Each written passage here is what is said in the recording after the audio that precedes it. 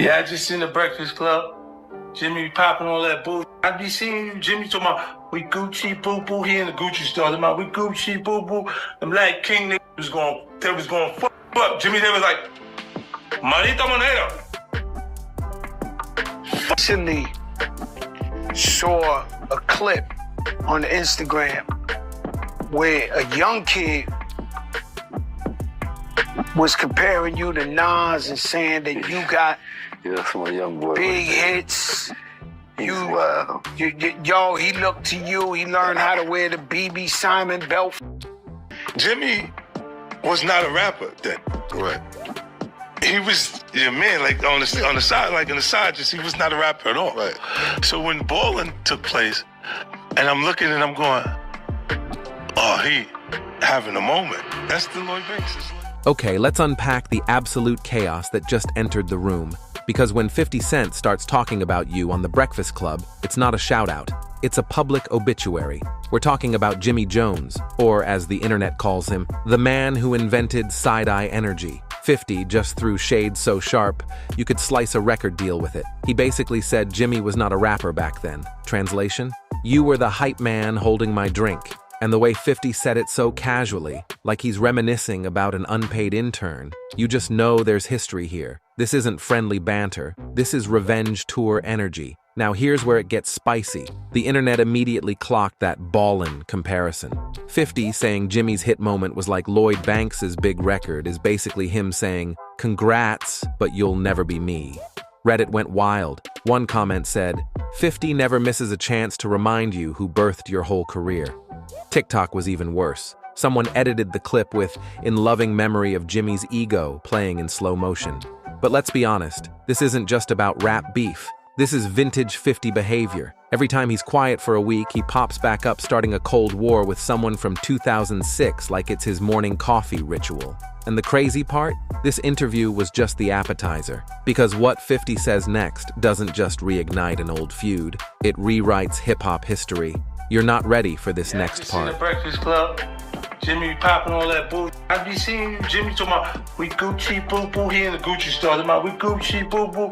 Them like king niggas was going fuck up. Jimmy, they was like, Marita Monero. Now this right here is classic 50 Cent psychology, the art of the backhanded compliment. He's pretending to be confused, like, oh, what happened? Why isn't your boy still standing next to you when he knows exactly what happened? Translation? You switched sides, bro, and I noticed. The tone says it all. That fake curiosity, that smirk in his voice. It's the verbal equivalent of watching someone pour salt into an open wound and then pretending it's just seasoning. And social media ate it up. One fan on X wrote, 50 talks like a disappointed father who found out his son joined the rival gang. Another said, he's not even mad. He's narrating your downfall like it's a documentary. But here's the deeper layer. 50s. Why he not with you now isn't just random gossip. It's a reminder of how the rap game is built on loyalty tests. He's basically saying, if I fed you, how dare you eat elsewhere? And in the 50 Cent universe, loyalty is currency, and betrayal, that's bankruptcy. It's giving power energy, like he's Ghost, and Jimmy just turned into Tariq. You can hear that mix of disappointment and low-key satisfaction. He's not just calling Jimmy out, he's watching him crash and handing out popcorn. But this is only the setup, because what comes next doesn't just spill tea, it spills the whole kettle and sets the table on fire. You think 50's done? Oh no, he's just getting warmed up. He wanted that. He was watching them be that, like Meech be that and Camp be that, and looked at, and it was finally, he had one. Mm-hmm. And I just looked, and I knew, I just took the shot murder to see, because I wasn't sure he was going to go for it. Mm-hmm. But I was like, we like Jimmy better than you anyway, Cam. You got to watch and see how he responds. When you see, he like, oh, he really like that. Give me this, give me Jimmy. Yeah, tell him we want you at this show, Jimmy.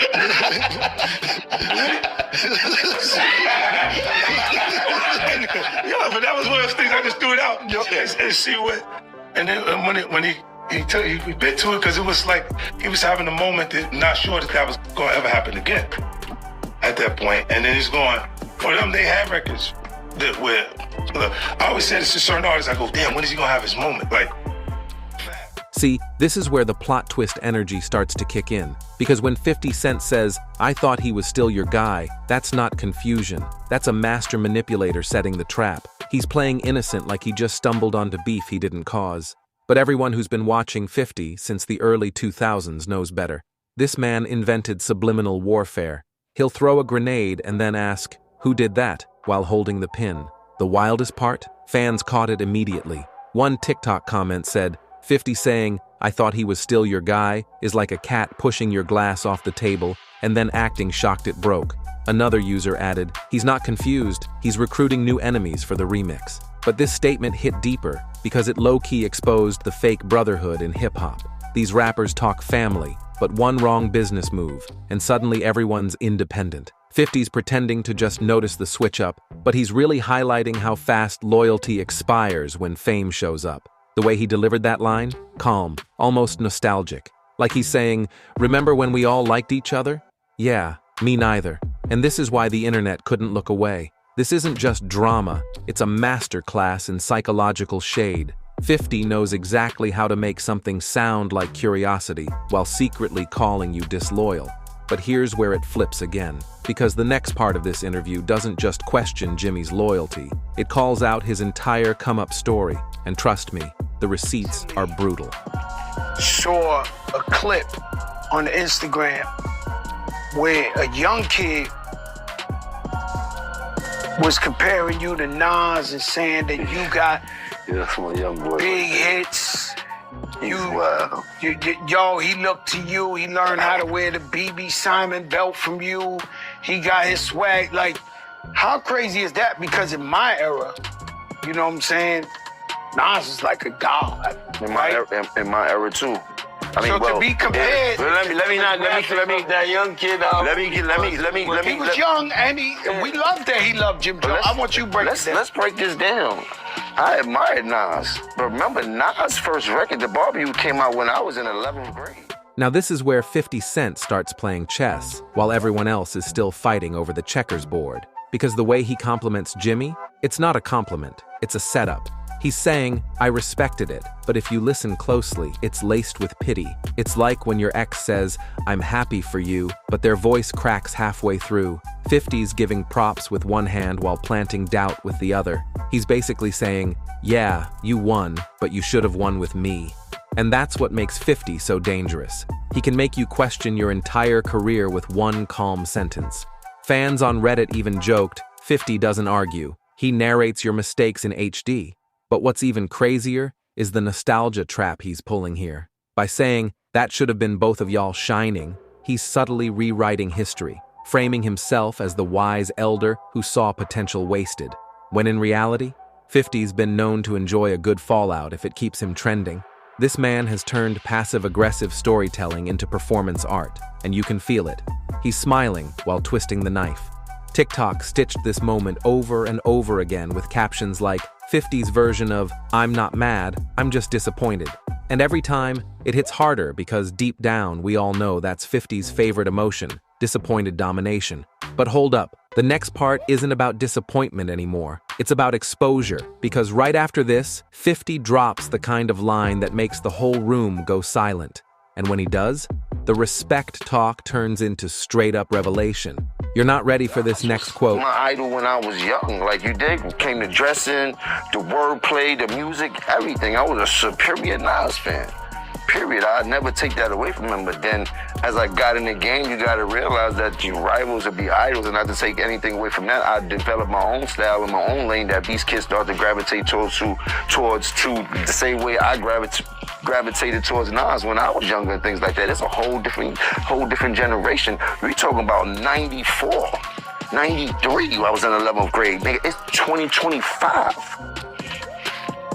There's a big gap there, you know what I mean? And I want people to understand that. So when Shorty's telling people that, yeah, he's 20-some years old, that goes to show the part of the era that he's in, that I came into light and started going crazy, that these kids love me. They don't really know who Nas is. If he's 22, he's born in 03. Not all of them, some of them though. You know what I mean? And there it is, the Betrayal monologue, the kind of line that could soundtrack a mafia movie scene. 50's tone shifts from calm and playful to I built you, and you forgot who made you. This is pure mentor-turned-villain energy. The line, I showed him how to move in this industry, hits like an emotional invoice. 50's reminding Jimmy that every door he walked through had 50's fingerprints on the handle. Fans instantly clocked it. One Redditor wrote, "This man just said, I taught you how to swim, and now you're splashing without saying thank you." Another fan joked on X, 50 Cent doesn't do interviews. He does eulogies for friendships. The way he says, moving like I never existed, that's not just disappointment. That's a threat disguised as heartbreak. 50's basically saying, erase me from your story and I'll rewrite it louder. And if you know 50's history, you know that's his entire brand. This man doesn't let beef expire. He vacuum seals it and stores it for later. We've seen it with Ja Rule, Floyd Mayweather, The Game, and now Jimmy's back on the menu. But here's the deeper twist. This wasn't just a power flex. 50's pulling out the I made you card to remind everyone who's boss, not just in the studio, but in the industry hierarchy. TikTok couldn't get enough. One edit had 50's quote playing over Godfather music, with the caption, he taught him the game, now he's deleting his save file. And the irony? Jimmy's biggest hit was, we fly high, yet 50's over here making sure he never flies again. But the next part? That's when 50 stops reminiscing and starts revealing. Because what he says next doesn't just target Jimmy, it calls out the entire system behind him. And trust me, it's about to get dark. Comparisons, and then Nick be trying to act funny when it comes. No, I've been spanking a lot of this. I'm talking about the industry. I've been putting on. So let's not get into that where we get into numbers and I got to show you the statistics of what I've done. You heard to what other people was done. You heard them. You want to go to the Billboard entries, pull up Nas Billboard entries, then pull up my Billboard entries. Listen, we can't compare the two. What I'm trying to tell you is I want to go there. I want to go down the line now because now we going down the line. He's a rapper and I'm a rapper. Listen, let's go statistically. It feels great. No, but I want to go statistically. All right, can I say something? Because when people be like, I feel the same way. We all feel the same way. And there it is, the gospel according to 50 Cent. This is his, let me drop some wisdom while still low-key shading you era. He's not even naming Jimmy anymore. He's addressing the whole species of rappers who forget who fed them. This line hits like a therapy session with a side of smoke. Everybody got an ego. Everybody start feeling like they the one translation. Everyone thinks they're 50 until they have to act like 50. The way he phrases, not everybody built to stay solid when it's pressure, that's not a quote. That's a tombstone engraving. 50's basically baptizing the industry in pettiness, calling out how fame turns friends into coworkers and coworkers into enemies. Reddit was in shambles. One post said, this man preaching like he's in a confessional booth made of Grammys. Another user added, 50 doesn't forgive, he gives TED Talks about betrayal. And TikTok? Oh, TikTok was savage. Creators started making parody skits like, when 50 Cent gives you career advice, you know you're the problem. Even fans who usually defend Jimmy had to admit, 50 sounded like he was reading from the Book of Facts, chapter Loyalty. But here's where it gets real. This moment showed the evolution of 50's game. Back then, he used diss tracks. Now, he uses philosophy. He's not yelling anymore. He's sermonizing, calm, collected, and cutting. This is why 50's interviews hit different. He doesn't need a beat. He is the beat. The man talks like a headline generator. But just when you think he's done giving life lessons, he pivots again, from preacher to prosecutor. Because the next part, 50 stops talking about loyalty and starts pointing fingers directly. And the person he singles out next changes everything. I've heard you say that. Since the barbecue and things like that, like he really put the whole dope boy rap, crack hustler, get fresh rap into perspective before anybody else. Before I heard Jay do it, before I heard anybody else, like he changed the cadence of rap into a whole different steam. Like he's the one that broke the camel's back when it came to artists like, to me, when it came to artists like Big Daddy Kane and all these artists that came right before him. Like after Nas came with that, they started to fade out, and then Jay, Fat Joe, like all of these rappers that are spitting about the life that we was really starting to live right now and how it was changing. Like this is, you know what I mean? So that's how I felt about that whole. Oh, now we've officially hit ego territory. This is the moment where 50 stops hinting and starts naming sins. That since when, at the end? That's not confusion, that's pure venom dipped in sarcasm. This is 50's signature move, passive-aggressive disbelief. He's basically saying, you got a little money and forgot who taught you how to count. And let's be honest, 50 calling someone out for acting like the boss is like Thanos telling someone else to chill with the power trips. The irony is delicious. Fans on X were ruthless, tweeting things like, 50 talking about fake bosses while owning entire TV networks is wild. Another one said, he's not mad Jimmy leveled up. He's mad he didn't send an invoice first. But deeper than that, this line exposes how fragile power is in hip-hop. Everyone wants to be the boss, but nobody wants to admit who built the empire. 50's saying, I was the architect, and now the blueprint's out here acting like it drew itself, and you can feel that resentment simmering. He's calm, but his words are dripping with, you owe me energy. It's the kind of statement that makes every former friend start checking their old text messages like, did I ever thank him properly? Reddit summed it up perfectly. When 50 says, since when, a whole generation of rappers start sweating. But here's where it gets even more chaotic. Because right after this, 50 stops speaking in general terms. He starts dropping specifics, names, situations, receipts. And when he does, it doesn't just shake Jimmy's image, it rattles everyone who's ever tried to play the boss role next to 50 Cent. You're about to hear the part that made the Breakfast Club studio go dead silent. No, nobody else. Me, Jim Jones. Check my track record. Then check everybody else's track record. Then go to the billboards and check all my entries. Then check all them entries and like if you want to go to the billboard entries, pull up Nas billboard entries. Then pull up my billboard entries. Can we address one thing though? Go ahead. Jim Jones has 9 entries in the Billboard 200 with 3 top 10 albums and no number ones, while Nas has 27 entries, 16 top 10 albums, and 6 that have reached number 1 on the Billboard 200. Right now, 2025, I'm in the game still rapping at a high capacity. If Nas wants to smoke, come in the booth. I will rap circles around. Jim Jones is rapping at a high capacity right now in 2025. I'm on record as saying I think some of the best music that's been coming out of New York in recent years has been from Jim Jones. I haven't seen Nas in that mode. Nas still makes great music at a high level.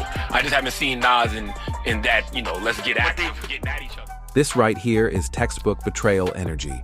50's tone changes from casual storytelling to quiet fury. You can almost hear the smirk fade. That line, so now you the connect, is the rap version of, so you don't need me anymore? And let's not gloss over what he just exposed. He's saying industry execs, the same ones who used to go through him, suddenly started calling Jimmy directly. That's not just disrespect. In 50's world, that's treason. Fans immediately clocked how real that sounded. One TikTok edit blew up with the caption, when your protege starts CCing your plug. Another user wrote on Reddit, 50 treats industry connections like family heirlooms, and Jimmy just pawned the watch. You can tell this hit a nerve. 50 isn't just mad about loyalty, he's mad about status. In the music business, being the connect is everything. It means control, it means access, it means power. And for someone like 50, losing that spotlight, even temporarily, is like watching your reflection walk off without you. But what makes this moment cinematic is the calmness. He's not shouting, he's narrating betrayal like it's a podcast episode titled How to Lose a Mentor in 10 Days, and fans felt that subtle shift. One user on X said, when 50 lowers his voice, that's when you know the funeral's about to start. But the craziest part? 50 isn't even done exposing, because right after this, he's about to tell the story that changed his entire view of Jimmy forever, the one that turned Little Bro into public enemy number 1. And the way he tells it? You can feel the years of built-up smoke finally catching fire. You're not ready for the next clip. It's the turning point that sent the entire Breakfast Club studio into awkward silence. Went on Fat Joe and Jadakiss's. Oh, look, a topic in the topic. Yeah. He went on Fat Joe and Jadakiss's podcast and had a lot to say about some dude on the internet that said Jim Jones is better than Nas and has more Billboard hits than Nas. It was a young kid. I believe he was like 23 or something, 22, 23. And he was saying that for his generation, his era, they don't look at Nas. And a lot of people took offense to that. I personally did not take offense just because of the kid's age, of the generation. It's like a sports conversation. Like the numbers are the numbers. But in New York City, with rappers, we don't necessarily go by that. Yes, Travis Scott is the bigger act, more hits, more numbers, more. But to the rappers, don't nobody give a about what Travis. Oof. That line right there, "I gotta do what's best for me," is the final boss of Betrayal quotes. It's the moment every mentor dreads and every ex-friend rehearses in the mirror before cutting ties. You can literally hear the trust leaving 50's voice. That 8-bet wasn't agreement. That was a death sentence. Because when 50 says bet, it doesn't mean he's letting it go. It means he's adding your name to the list. This is what fans called the origin story moment. It's the scene where the villain isn't born, he's confirmed, and 50's delivery is ice cold. That "just remember who showed you the game" feels less like advice and more like a prophecy, like he's saying, "The same way I built you, I can end you." The internet exploded. Reddit threads were full of comments like, "When someone tells 50 they're doing what's best for them, it becomes what's worst for them." On TikTok, creators stitched the clip with captions like, "Jimmy, I gotta do what's best for me. 50, and I gotta do what's petty for me." And this right here captures the genius of 50 Cent's storytelling. He doesn't need to yell, curse, or name names. His power comes from the calmness, the same tone someone uses when telling you the weather, except he's talking about emotional arson. It's like watching Tony Soprano hand someone a drink before sending them on a one-way trip. Subtle, calculated, deadly. But here's what makes it even colder. This wasn't just the end of a friendship. It was the beginning of a pattern. Because after this fallout, history started repeating itself, again and again. And the next clip? 50 goes full historian mode, breaking down how every artist that crossed him ended up in the same place. Spoiler, it's not the Billboard charts. Hip-hop, of course, you know, is a competitive sport. But on the other end of it, it's like certain people shouldn't be able to say your names until they've done something in the genre of music. I've done too much in this music to even have to answer that question. Like Jim Jones, who is Jim Jones? Like, he's not on anyone's top 10 list. He's not like no one's top 10 list, maybe not even his family. I was saying last night, it's like the 8th guy on the bench just screaming at Jordan, like, "You a bum. Like, you wanna be like the 9th guy on the bench. I'm not even worried about you." Still here. From whatever you painted the picture to me to being a hype man, or he wasn't the best rapper, or he just started to get whatever you want to narrative you want to paint. You still got to listen to me talking to you right now in 2025. What I did for Nas probably never been done for him in his life. He's never been that viral at all, ever. He's never been talked about like this ever in his life. The last time he was in some shit like this, when people were comparing him and Jay was. And just like that, 50 drops the kind of line that feels less like an observation and more like a curse. That boom, they disappear, chills. It's the way he says it so matter-of-factly, like he's reciting universal law instead of warning shots. He's not bragging, he's documenting. He's saying, "This is what happens when you test me. History proves it." And honestly, he's not lying. Look back. Ja Rule, The Game, Young Buck, even Floyd caught a few digital punches. Every feud ends the same, with 50 still standing and the other person trending for all the wrong reasons. Fans on Reddit called it the 50 Cent extinction theory. One wrote, "When 50 says you're gonna disappear, start updating your resume." Another said, "He's like Thanos with a mic. Snap, and your career fades to mixtape dust." And here's the real twist. He's not talking about power in music anymore. He's talking about influence, that quiet dominance that keeps him untouchable decades later. He's basically saying, "The game might evolve, but I stay undefeated." TikTok blew up with edits of this moment, slow-mo clips of 50 saying they disappear over dark trap beats. One creator captioned it, "The Grim Reaper of relevance speaks again." But what's crazy is how self-aware this moment feels. 50 knows exactly what his legacy is. Not just hits, but history lessons in vengeance. He's the last man standing from an era that used beef as brand building, and you can sense the flex under the calmness. He's not warning anyone, he's reminding everyone. Go ahead and test me. I already wrote your ending. But what comes next flips the narrative again, because 50 stops talking about everyone else and starts reflecting on himself. And what he admits next? It's something nobody expected from the king of cold hearts. Stay tuned. You won't believe what he says in the next clip. Because of, look, Jay-Z and them was putting it together. So I think they still harbor some energy towards me. You think you were purposely left out of the ad? No. I don't think. I think that they were saying the NFL has some issues with me that I don't know what those issues are. Like, what is the issue? You see what I'm saying? Like, and with M, because like with Nori he had communication. He said, yeah, I talked to the big homie. He was saying to Jay, he was telling me, the white boy wouldn't do the truth without 50. And there it is. The origin story energy hits again. Every time 50 talks about being shot 9 times, it's not just flexing survival. It's like he's reminding the world that he's the blueprint for endurance. That line, "I never folded," that's not rap talk, that's scripture. Because think about it, how many artists crumble the second things don't go their way? How many vanish after one bad album or one viral L? But 50, he built a whole empire out of rejection. The internet went feral after this clip. One fan on X wrote, 9 bullets couldn't stop him, but a bad deal stopped half the game. Another said, every time 50 talks about his past, the room goes silent. It's like the streets hit pause. And that's the difference. For 50, pain became PR. Every scar, every feud, every loss, he flipped it into a power move. The man turned survival into storytelling. Even on Reddit, someone said it best. 50's life is basically a masterclass in turning trauma into trademark. But here's what hits deeper. Behind that tough talk, there's clarity. He's not bragging about surviving bullets. He's talking about surviving betrayal, blacklisting, and being underestimated. You can almost hear it in his tone. The years of watching the same people who doubted him come crawling back when his shows top charts and his name trends again. It's that cold satisfaction of knowing the marathon's over, and he's still the last man running. And right after this, he takes that survivor mentality and flips it directly toward Jim Jones, with a statement that leaves no room for misunderstanding. Get ready, because this is where the warning part of his message officially begins. I hit the homie, the big homie Jay-Z, right? And I told him to come pull up on me. And he pulled up on me, and he said, the white guy called for 50 Cent. So I said, who's the white guy? I'm digging this Jimmy Iovine. And he said, no, Eminem called directly for 50.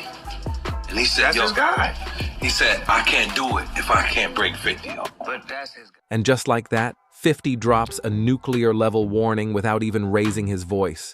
That "you don't want that" line, it's pure calm chaos, the kind that makes your stomach drop because you know he means it. This isn't a diss track. It's a public service announcement. He's basically saying, I don't even have to beef with you. I just have to start talking. And that's the scariest flex of all, when silence becomes your weapon.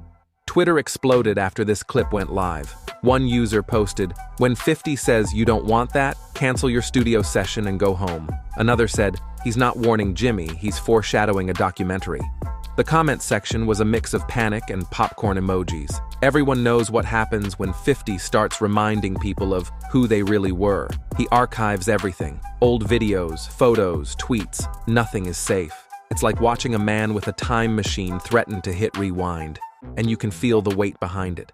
Because 50's not bluffing, his whole career is proof that when he says he'll expose someone, he delivers receipts with timestamps. Even YouTube creators started clipping this line into compilations called 50 Cent, the calm before the chaos, the dramatic music, the slow zoom. It's cinematic because 50's intimidation isn't loud, it's surgical. And deeper than the drama, this moment shows why 50 stays untouchable. He doesn't argue with people beneath his level. He just reminds them of reality and lets the internet do the rest. But what happens next? He takes this warning and turns it into a full-blown philosophy about the rap game, loyalty, and what happens when people forget where they came from. It's cold, it's calculated, and it might be the most revealing thing he's said yet. Right? And I'm like, that's when I start saying crazy stuff, because I look and I go, oh, that's your big homie, right? And so you image yourself after a gay painter. The big homie want to look like a gay painter. What are we talking about here? We're talking about he wants to look like a gay painter. Oh my God, I think I know where we're going with So this. now look, what I'm saying to you is, look, when you start looking at, that's not mine, that's theirs, their heartbreak, right? But when you look at, M is looking at the entire legacy. That line right there is vintage 50 Cent wisdom wrapped in street poetry. You can almost hear the experience dripping from every syllable. He's not just talking to Jimmy anymore. He's talking to every clout chaser who forgot that jealousy doesn't pay rent. And this is where 50 flips the whole situation into a life lesson. The man's been in the game for decades. He's seen rappers rise, implode, reinvent, and vanish like TikTok trends. So when he says, they hate first, he's talking about the curse of modern fame. Everybody wants your success, but none of your scars.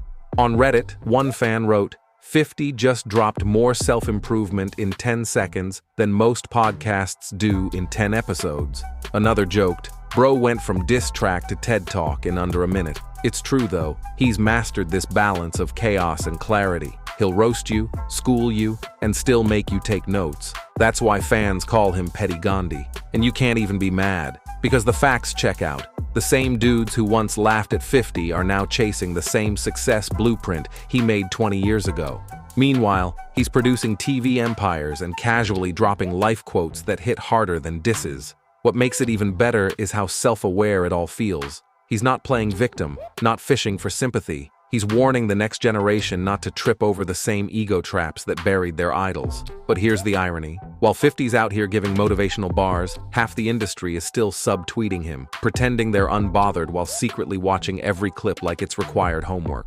It's crazy how fast things can change in this industry. One minute, it's all smiles, photo ops, and interviews where everyone swears they've got nothing but love. The next, somebody hits record and drops a line that turns the whole internet upside down. It's that fragile balance between fame and fallout, and no one understands that better than 50 Cent. Because when he talks, people listen. Not because he's the loudest, but because his words carry history. This entire situation has felt like watching a masterclass in controlled chaos. 50 doesn't scream for attention. He pulls it in with calm precision. Every phrase, every pause, every smirk has a purpose. He's been here before, and he knows exactly how to stir the pot without even breaking a sweat. The way he talks, you can almost feel him scanning the room, deciding how deep he wants to cut before he opens his mouth. And that's what separates him from everyone else trying to go viral. The new generation of artists post their emotions online. 50 posts their consequences.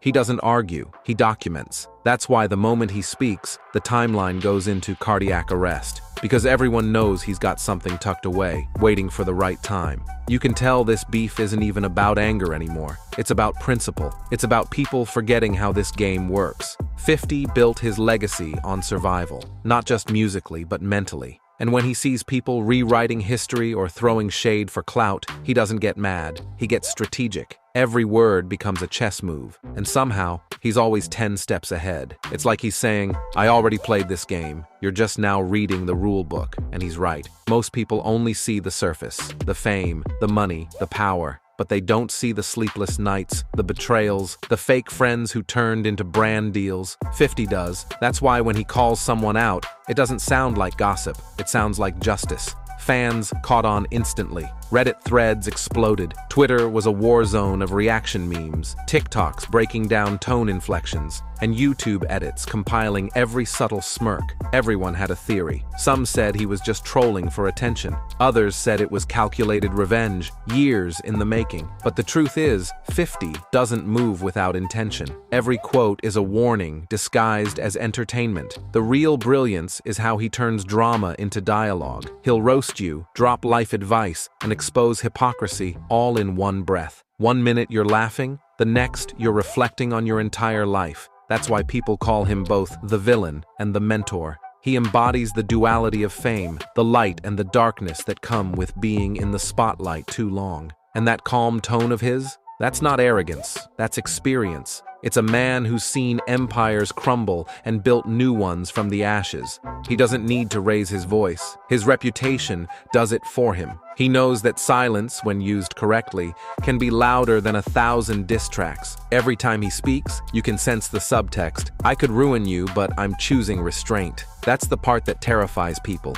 because deep down, they know he's telling the truth. The industry remembers, the fans remember, and 50 never forgets. But beneath the tension, there's a deeper message about loyalty. The one thing money and fame can't buy. 50's reminding everyone that the same people you help climb can be the first to kick you off the ladder. And that's exactly what makes his words sting. They're not just disses, they're reminders. Lessons written in survival, not ego. He's not trying to embarrass anyone. He's trying to make a point, and doing it in a way only he can, with precision, control, and a little bit of that trademark 50-cent humor that always finds its way in, even when he's being dead serious. Social media couldn't get enough of it. Clips were stitched, remixed, and re-uploaded within hours. Reaction channels milked every line, turning each pause into a breakdown moment. "This is 50 speaking from a place of truth," one fan tweeted. "Not hate, just hard-earned perspective." And that's exactly it. This whole thing isn't about a feud. It's about reflection, about watching someone who's been through every possible level of chaos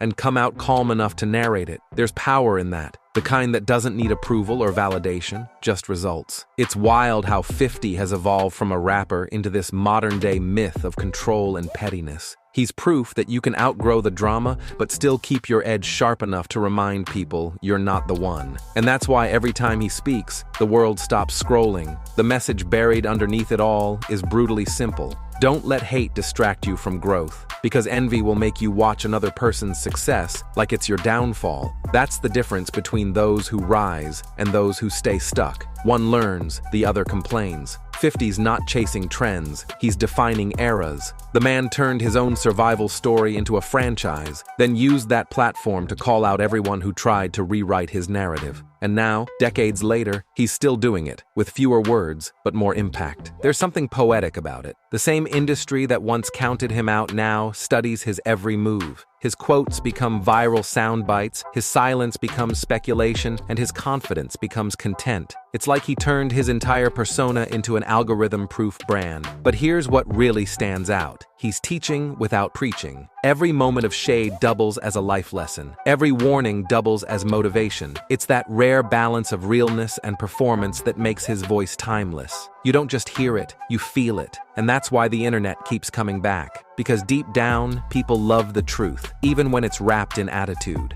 50 gives it to you straight. No filter, no PR team softening the edges. It's uncut reality in an era built on illusion. At the end of the day, that's what makes this story more than gossip. It's a mirror. It's about what happens when pride overshadows progress, when jealousy turns into distraction, and when silence becomes your strongest response. And if we're being honest, that's why this whole thing resonates so deeply. Because we've all seen it before, in music, in business, in life. Someone climbs, someone envies, and someone forgets who helped them get there. It's human nature, just louder under the spotlight. 50 just had the courage to say it out loud. He didn't raise his voice, he raised awareness. He didn't call for a war, he called out a pattern. And somehow, that's even more powerful, because people expect chaos from him, not composure. But this time, he gave both. And as the dust settles, you can feel it. That subtle reminder that real power doesn't shout. It simply stands there, unbothered, while everyone else tries to decode its silence. The man dropped wisdom disguised as warning, lessons wrapped in bravado. And whether you love him or hate him, you can't deny it. He made you listen.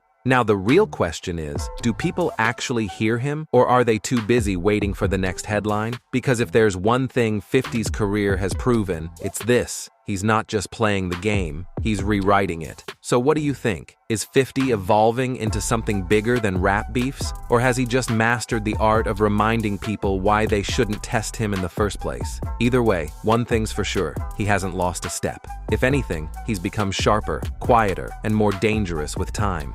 And don't go anywhere. Click the next video you see on your screen for even more juicy celebrity chaos, betrayals, and stories Hollywood doesn't want you to know. See you in the next one.